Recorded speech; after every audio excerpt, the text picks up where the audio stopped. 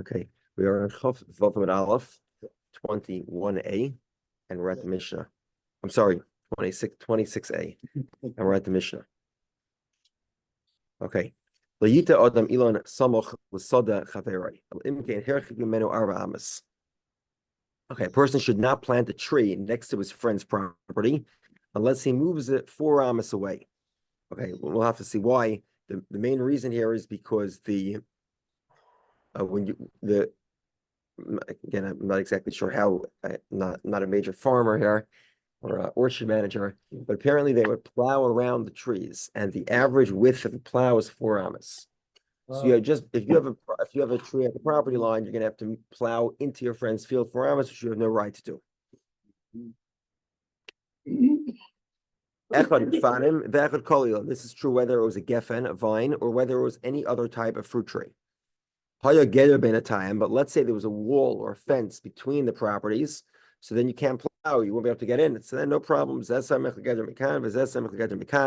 can both build right up to the fence. So yeah, you put your tree there, right? So, yeah, right near the fence? right up to the line. So what happens? Not surprisingly, the roots go into your friend's property. It's a problem. Why is it a problem? Because your friend is plowing a wheat field. He puts his plow into the ground, and he's bumping into all of your roots. So what happens? He has to push the roots down 3 tfachim so that it doesn't stop the plow.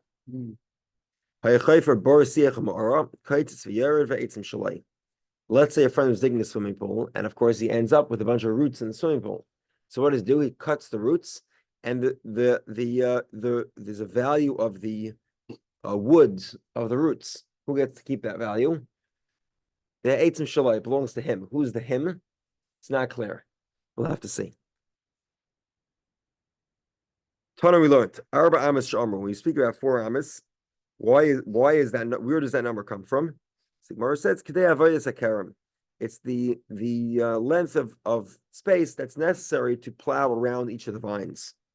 So Amar Shmuel says, Lo Shanu El Beretz Yisrael. This is only true in Israel. Bebote Aval Bebavel, Bavel, Shtei Amas. It only requires 2 amas.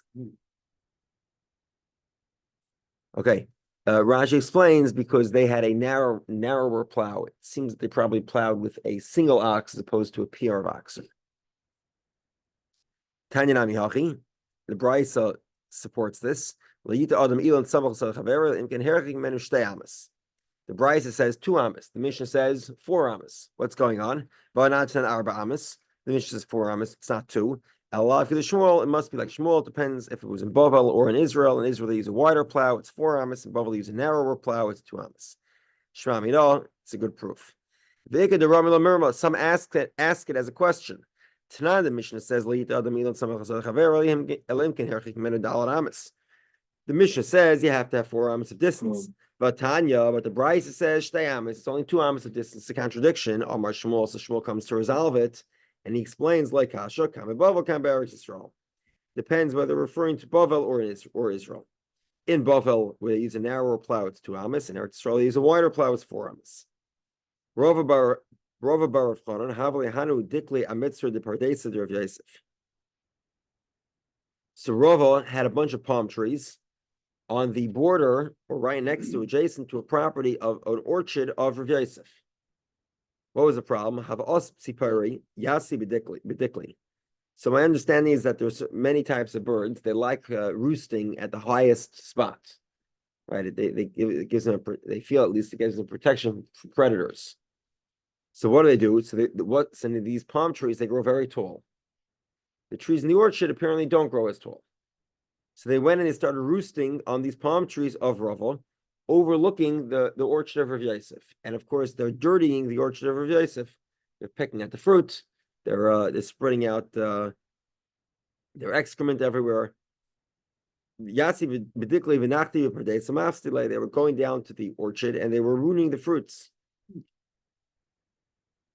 So Amar Leis, Rav Yosef says to Rava bar of Chanan, Zilkites, go cut them down. So Rav Chanan says, what do you mean? Amar Leis, I moved the 4 amas away. Amar Leitz, he says, no. Hani milila ilonis, avalikfana and beinan tfei. He says this is only true for trees, for fruit trees. Then 4 amos is enough. But my orchard is an orchard of vines. It's a vineyard. And therefore, for vines, you need more than 4 amos. So he said to him, what do you mean? The Mishnah specifically states, whether it's a vine or whether it's any other type of fruit tree. So how can you tell me to keep my distance because you planted a vine? The distance is 4 amos, like it says in the Mishnah. Amar Lei, so Rav Yosef says, no. This is true tree to tree or vine to vine. You only get 4 amos. But if you plant a high tree, a tall fruit tree next to a vine, then you have to keep a further distance because of this problem that the birds are going to come roost on the tall tree and overlooking the vineyard, they'll come swoop in and eat the vines and damage them. Okay, so Amarlei, so Rav Baruch Chanan tells him, no. Amarlei, I know like I'm not going to chop it down. To Amar Rav says, "Hi dikla the to and kabo." If you have a dekel, a palm tree, the to and kabo, it yields a kav, meaning there's a minimum valuable yield. This is not, there are trees that only yield terrible fruit or minimal quantity at all. Mm-hmm. We're talking here about a tree that it gives at least some amount of fruits. So this tree, also you're not allowed to chop it down. You're not allowed to chop down a fruit-bearing fruit tree. But Omer of Chanina says, "L'shachiv shikhas bri," my son Shikhas did not die, el dekotz te'enasav v'loizinda, because he chopped down a fig tree before its time, meaning it was still a fruit-bearing tree. Okay, so therefore I'm not chopping it down because I'm afraid that I'll die for it. So Mar, if you'd like, Rav Yosef, so you can go ahead and cut down the tree. I'll let you cut it down. Now let's just bring this as a side point. This is halachically speaking, it may have been permissible, but there is a kabbalistical tradition that one does not chop down a fruit tree. And not only is one not chop down a fruit tree, one doesn't cause a fruit tree to be chopped down either. So, for example, halachically speaking, it would be permissible to sell the tree to a non-Jew and have a non-Jew chop it down. There are many people that are pretty stringent in that as well. Occasionally they'll do it, but only without even telling the non-Jew to chop it down, but just putting him in his position where he'll be forced to chop it down. For example, let's say that he's building a house and it's necessary to chop down a fruit tree in the backyard. They'll sell the tree to the non-Jew. They won't tell him anything. And then the contractor is going to understand, that he'll have to chop down the tree. And some people won't even do that. They'll never chop down a fruit tree because of this thing. The Zohar, the Kabbalistical text, is a very strict punishment for those that chop down fruit trees. What's a palm tree? Palm tree yields dates. We're talking about a date palm, not a palm that won't yield fruits. Obviously, there are palm trees. First of all, date palms grow in male versions. The male dates male palms do not yield fruit. And then there's also other palm trees. I know when you cut down palm trees, they cut it down. That's some tree. It's a palm. Grow back. It could be they can grow out of the base again. Yeah, this will take decades to get back to original heights. They don't grow. We must be talking about different variety. Traditional date palm, like they're in Israel everywhere. Banana tree. A banana tree is so banana grows much faster. Right. So banana grows on a palm, and a banana tree grows back extremely quickly. That's why bananas, because they lose all their branches and leaves every year, we make a hadama on bananas, even though it's a tree. So whether you can cut down a banana palm, that presumably, if you make a hadama, you probably could chop it down. I think they do. They sort of trim it down to the base every year, and then it regrows again. Yeah. There are other fruits. Coconut, I think, also grows on a palm.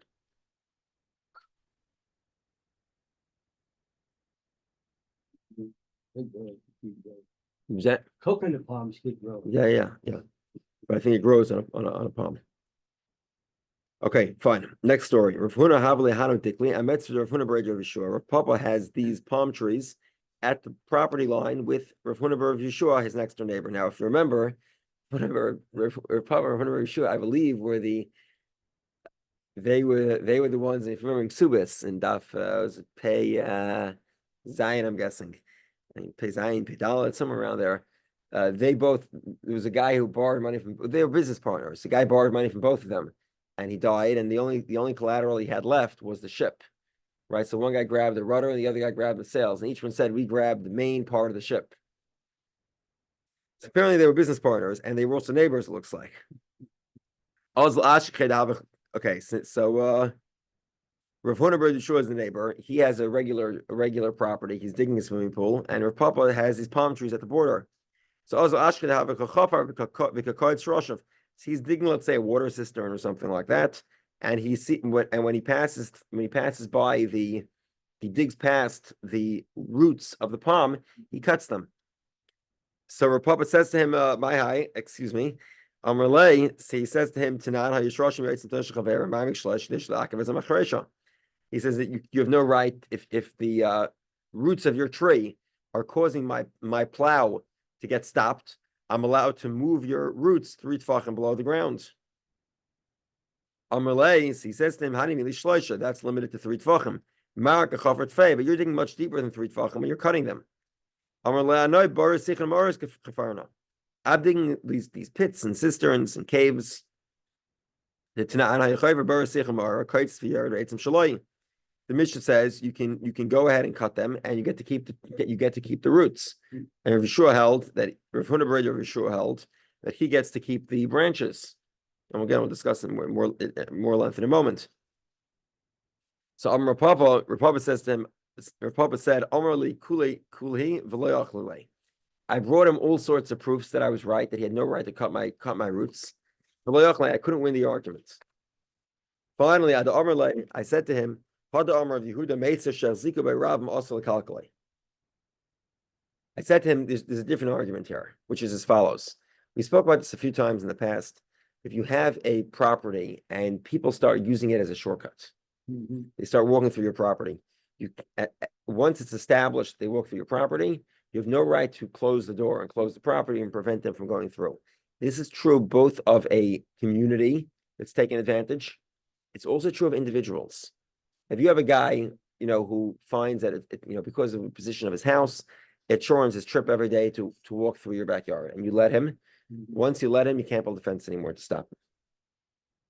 So Papa says, look, until now, you let my roots penetrate your property. So now you want to cut them, can't do that anymore. You can't, once the community is taking advantage, you can't close it off. And Rashi points out, it's not just Rabbim, it's not just the community, it's also individuals. The boss of Dinafik, after Papa left, Omar,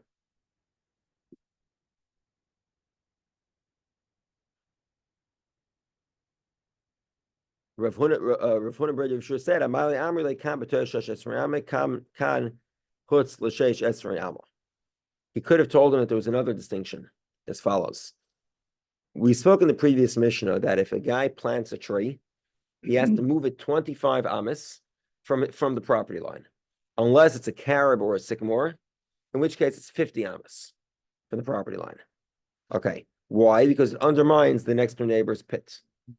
Now, the key thing there is, we see there that roots travel either 25 or 50 amas.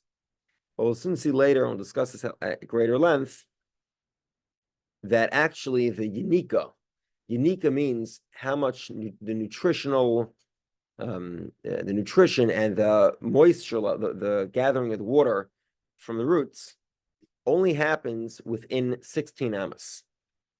In other words, once the roots are longer than 16 amas, if you cut those roots, nothing happens to the tree. So,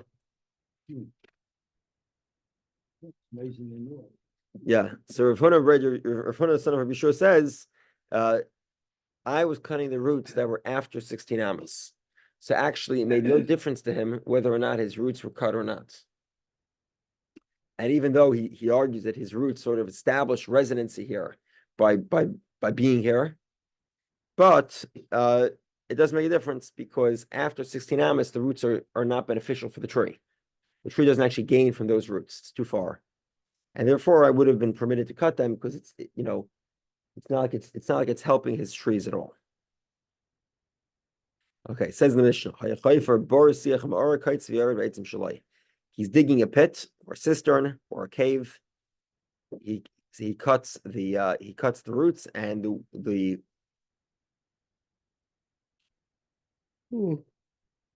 wood belongs to him. Yaakov from the town of Hadayev told Rav Chisda as follows: Eitzim Shalmi, who do the trees belong to? Who does the wood belong to? Amarlei, so they said to him, Rav Chisda says to him, Tenisu, we learned in the Brisa. Okay, so just to structure this Gemara, give me a moment here.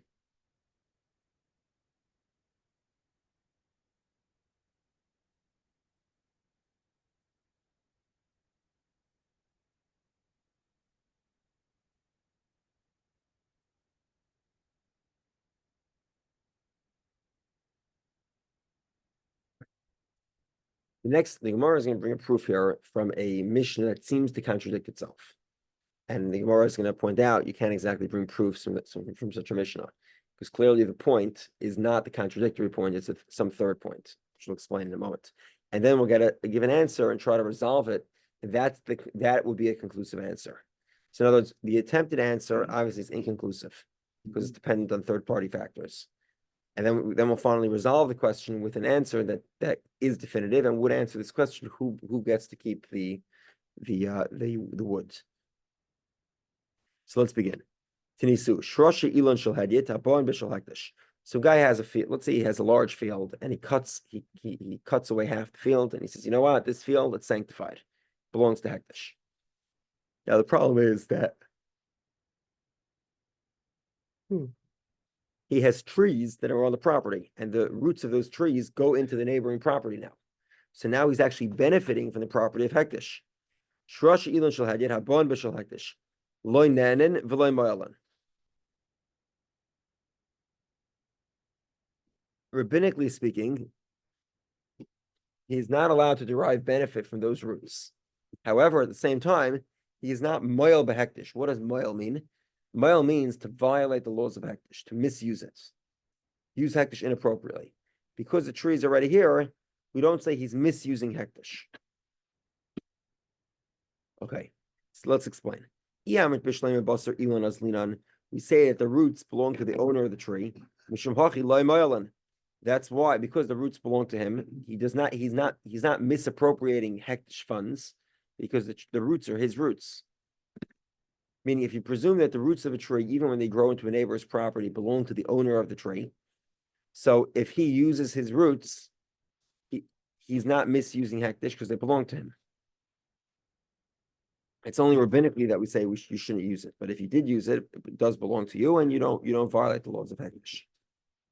But if you say basar karka azlinan, you go by the land, and because the roots grew in the property of hekdesh, therefore they belong to hekdesh. Amayla mo'alan. Why can't you misappropriate the funds of hekdesh by using these roots, using the roots that grew in hekdesh property? Okay, the presumption here is that the roots of the tree belong to the owner of the tree. Says the Gemara, Elamai. Okay, fine. So you concluded basar ilan, and you go based on the tree. Let's look at the other half of the Mishnah. Ema seifa shel hekdesh habon b'shel hadyet. We said the guy cut his property into two, and half the property made it hekdesh. So not only were the trees on his property, there were also trees on hekdesh property. And what did he do? He dug a pit in his own property, and he started trimming the hekdesh roots. So whose roots are they? They're hekdesh, right? Because you said it belongs to the owner of the tree. But guess what? Shel hekdesh habon b'shel hadyet. If the trees, the hekdesh roots, are in the private owner's property, loynen, and you're not allowed to benefit, v'loy mo'alan. But if you use those roots, you don't either violate the laws of hekdesh. Meaning, if your tree is in hekdesh property, and your roots are in hekdesh property, and you take your roots of hekdesh, you're allowed to use them. That means, obviously, the roots belong to you. But if hekdesh has a tree growing into your property, You could also take the roots and use them, and you also don't misappropriate hektish. So what's going on? Which is it? It seems you're having it both ways. So you haven't proved anything. How can you use your roots of hektish if it's covered? That's the question. In other words, do the roots belong to? Well, the idea would be maybe it's on your property, so it belongs to you. But then that wouldn't work, because then if that was the case, then if you used your roots, your tree's roots that were in hektish property, you should be mile. Because which is it? Do the roots go based on the property that it's growing in, or does it grow about, or is it dependent on who owns the tree? This seems to be the contradiction. So the Gemara says, Midi area. This question has the basis of this question is entirely, the premise of the question is false. So we're understanding that the premise of this question is dependent on, do the trees go to the owner of the tree or to the owner of the property? In the case where there's two separate people, but that's false. The actual Midi area the main point of the question here has nothing to do with who owns the roots, dependent on the tree. It has to do with the growth afterwards. And you're mile on things that were directly kadosh, directly sanctified. You're not mile on things that grew, that hektish had and then grew. So if you plant a hektish tree and then it grows, you're not mile in the tree that grows. So similarly, you sanctify for an apple tree, right. Okay, but let's say you sanctify an apple shoot, small shoot. It's a sapling, okay, and then it grows into an apple tree. You're not mile on the tree. Oh. The law of hektish is only that which is directly sanctified. You're mile in. That which comes later, you're not mile in. So therefore, it makes a lot of sense now. We're talking about the roots that haven't grown. So you sanctify the property, there were no roots. Now there are 5 years later, there's roots. Who gets to keep those roots? Anyone. Well, rabbinically, you shouldn't take it because it belongs to hektish. But biblically speaking, you cannot misappropriate this type of hektish because it grew afterwards. So it has nothing to do with our Gemara. Completely nothing to do with our Gemara. Okay. So the question remains unresolved. Who gets to keep the woods? So Ravina says, like Kash, it's not difficult. Kan b'toich sheish esrei ama, kan chutz l'sheish esrei ama. Depends whether it's within or without of 16 amas. This is the critical number. The wood that grows within 16 amas of a tree belongs to the owner of the tree. The wood that grows outside of 16 amas belongs to the property owner. And therefore, the first half of the Mishnah, it says your roots that are in hektish property, it's talking about where your roots are within 16 amas. And therefore, you get to keep them. The second half of the Mishnah, it says hektish roots that are in your property, you're not moilin, that is outside of 16 amas. So then it doesn't benefit hektish anymore. And therefore, it belongs to the property owner. What about limbs that are growing? That would, right, so that would belong to the tree owner. You're really going to a separate question, which is how do we put the limbs in the shade of the tree? Would we give that to it? That's a separate discussion. It's not similar to the roots. Yeah, correct. That's a major Talmudical debate throughout Talmud, whether we put it's interesting. In some cases, we even would put the tree onto the limbs. Meaning, let's say, for example, you have a tree that's outside of Jerusalem and it grows into Jerusalem, or the reverse. It's in Jerusalem, but it grows over the wall. Let's say it's in Jerusalem, grows over the wall. There's a rule, one of the ties is Ma'aser Sheni, right? Ma'aser Sheni must be in Jerusalem. You have a tree growing in Jerusalem, its limbs are outside of Jerusalem. And you eat the Ma'aser Sheni under the limbs of the tree. Or, let's say you have the reverse. You have the trees outside Jerusalem growing into Jerusalem. Can you eat it in Jerusalem underneath those limbs? Or do we say, no, we put you outside Jerusalem? Do we throw the limbs to the tree? Do we throw the tree to the limbs? Okay. That's a separate question. Okay, fine. So according to Ravina, we have a resolution. If your roots are within 16 amas, you get to keep them. If they're outside of 16 amas, you do not get to keep them. Okay. Next Gemara is a little bit mathematical.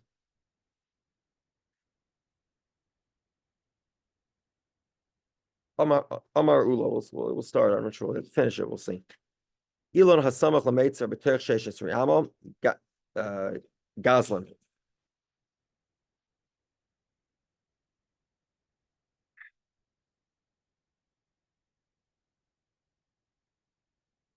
If a tree is planted within 16 amas of a property, you're a thief.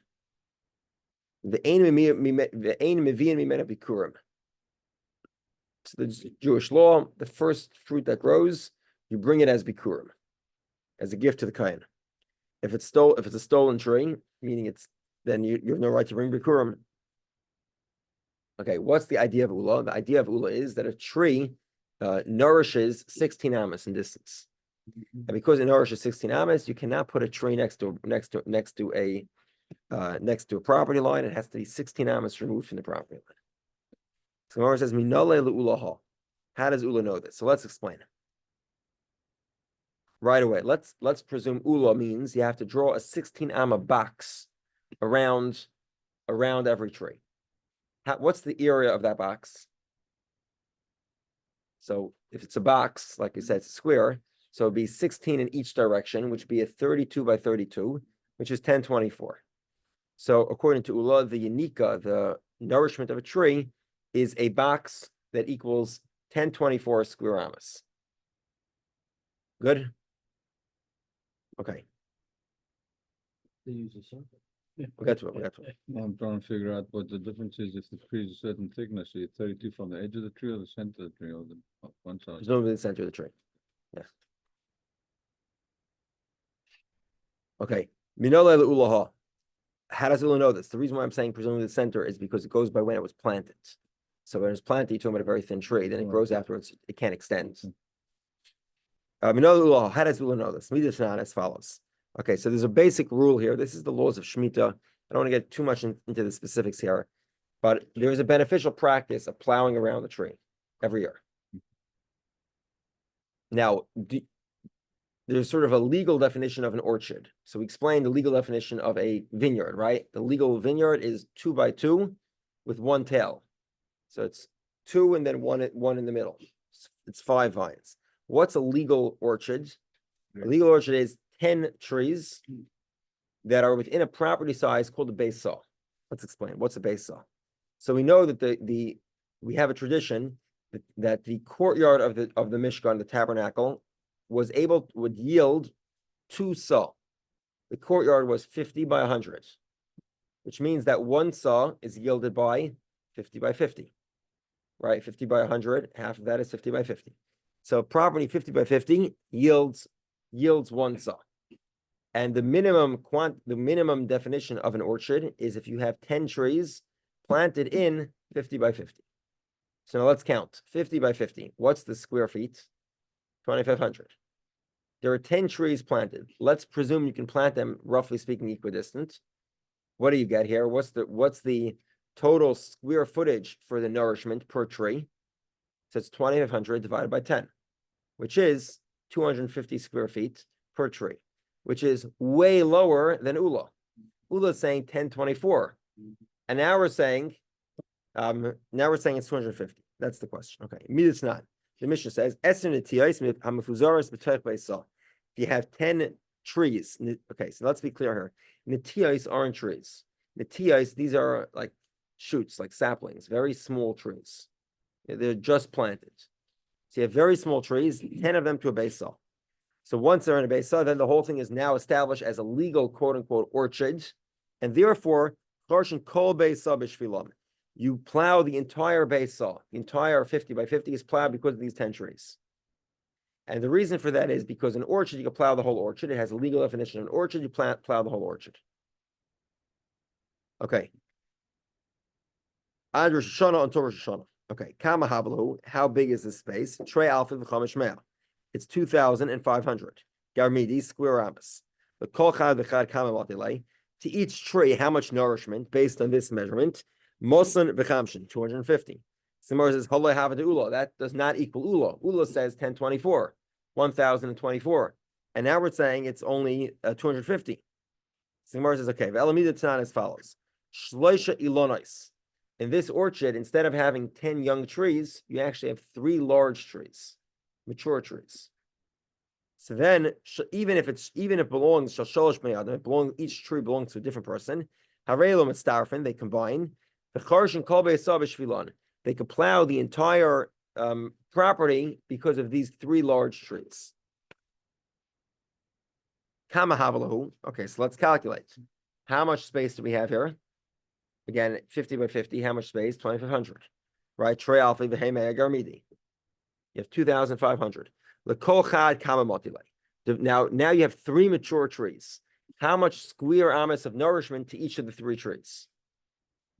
So 2,500 divided by 3 is 833 and a third. Okay. So what do we get? Tamni mea, 800, vitilsa, 80 and 33, vitilsa and a third of that. 833 and a third. So Gemara says, well, 1 second. That number is still significantly smaller than Ula. So Gemara says, loydok. Ula didn't get the exact number. So Gemara says, 1 second. Loydok l'chumra, kula loydok mi amrinan.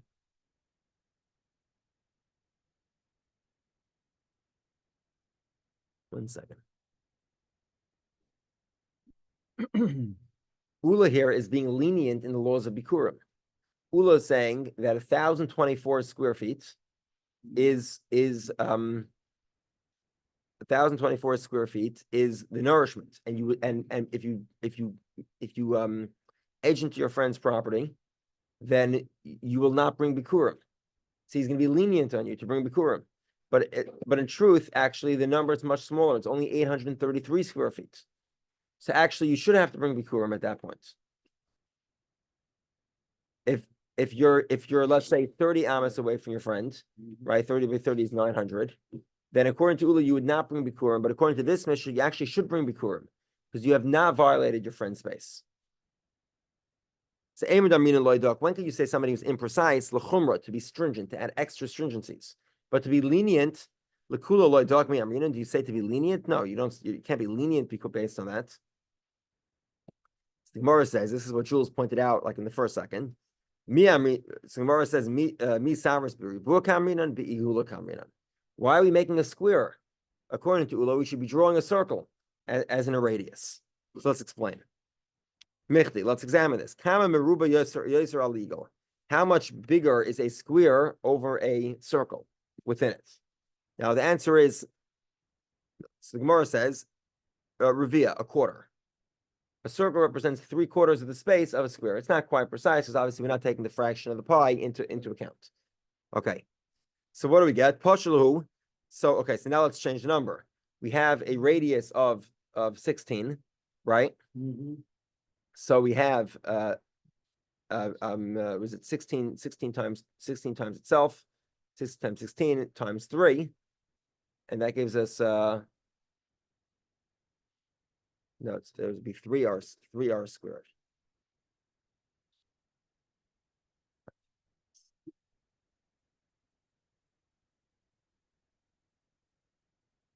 $768.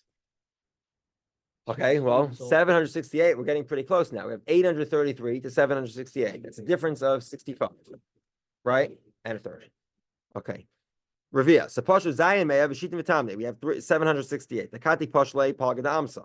Okay, so now actually the Mishnah's number is a little bit larger. It's 65 amas. Now remember, if we have a circle with a radius of 16, right? What's the circumference? Take that back. It's interesting. It's complicated. Rashi points out here that the Gemara actually is using the circumference of a square, even though it should be using the circumference of a circle. Rashi points out it wouldn't make a difference. The Gemara just doesn't want to get that close to the fractions. So 32 times 4 is what? 32 times 4 is 168. I'm sorry, 128. So now we have 65 amas extra square footage. 65 square amas. If you take 65 square amas and turn it into 65 half square amas, we get 130, right? Which is about an extra half an amma on either side, which is 1 amma total. Now it's actually a little bit more than that because we said we shouldn't really be using the circumference of a square, 128. We should be using the circumference of a circle. It's going to be closer to 100 and add another half amma. Okay, Rashi points that out. It just the Gemara didn't want to get into the fractions. So partial palgadam, so there's still a half an amma on either side, meaning an amma extra. So it's not actually 16 and a half. It's not actually 16 ammas of radius. It's actually 16 and a half ammas of radius. So Gemara says, you're right, loydok. We didn't give a precise number. And Hainu loydok, ulachomer loydok. He was stringent. In other words, he gave a little bit less than the actual number as an easy way to calculate. Okay, stop here. Yeah, okay. Have a great day. I was trying to figure out where we had in Gemara before, where it said that there's 2 trees, but if there's 3 trees, it's considered an orchard or something special compared to what we were talking about, an orchard of 10. What sector was that? Do you remember? The Shvius. Trees. What was the Shemitah?